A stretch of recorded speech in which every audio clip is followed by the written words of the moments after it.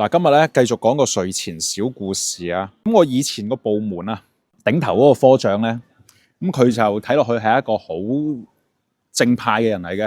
咁啊，工作嘅態度亦都係好雷厲風行啊，乜嘢都要講 KPI，真係搞到我即係日日翻工都係即係成頭煙嘅。有個咁嘅科長咁啊，梗係好事嚟㗎啦。但係咧，即係咁啱又得咁巧啊。咁佢老婆咧又係我哋公司嘅喎。咁但係咧，即係嗰個工作嘅內容咧，就相對就會輕鬆啲嘅，只不過係做一個總務，做啲手板眼見嘅功夫啊。聽到呢度，你哋可能就會覺得，隻閪佬肯定又係通過啲關係搞佢老婆入去啊，咁樣係嘛？咁我就唔知係咪啊，我亦都唔想去揣測呢樣嘢。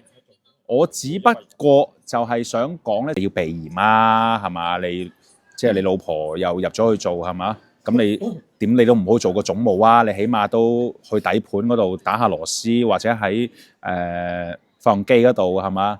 咁啊打下扭力啊嘛，係咪先？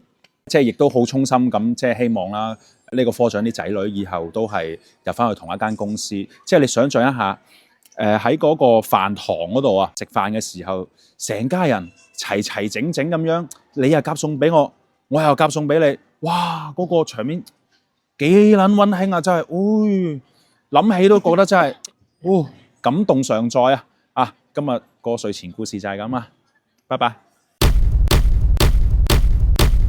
你睇下我哋呢度在座嘅咁多個，有邊個係冇老婆㗎？